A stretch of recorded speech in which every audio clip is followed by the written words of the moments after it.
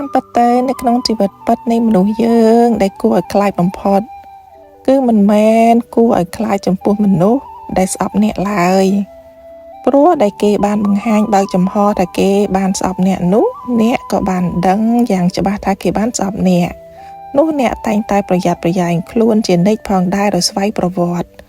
ប៉ុន្តែមនុស្សដែលគួរឲ្យខ្លាចបំផុត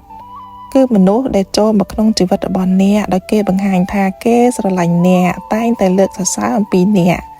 ដែលបង្កប់ក្នុងចិត្តនៃចេតនាអាក្រក់ច្រណែនឈ្នានីសមនុស្សបែបនេះគួរឲ្យខ្លាចបំផុតក្នុងជីវិតព្រោះមនុស្សដែលគេស្អប់អ្នកដោយបង្ហាញចេញដោយបើកចំហនោះអ្នកក៏បានដឹងច្បាស់ថាគេស្អប់អ្នកប៉ុន្តែមនុស្សដែលគេសម្ដែងថាចូលចិត្តស្រឡាញ់សរសើរអំពីអ្នកនោះអ្នកគ្មានថ្ងៃបានដឹងការពិតឡើយនៅចិត្តនៃចេតនាពិតរបស់គេថាសេចក្តីស្រឡាញ់របស់គេពិតឬក្លែងក្លាយសម្រាប់ខ្ញុំគឺត្រូវតែប្រើប្រាស់ពេលវេលាពិសោធន៍ផ្ទៀងផ្ទាត់ពាក្យសម្ដីជាមួយនឹងសកម្មភាពពិតរបស់គេបើទោះបីជាប្រើប្រាស់ពេលវេលារាប់ឆ្នាំក៏ដោយក្តីនោះក៏នៅតែហៅថាសំណាងដែរដែលបានដឹងច្បាស់ប្រសើរជាងមិនបានដឹងសោះ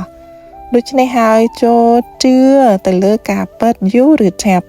ត្រូវតែលេចចេញមកដែលមានពុទ្ធភាសិតបានលើកឡើងថា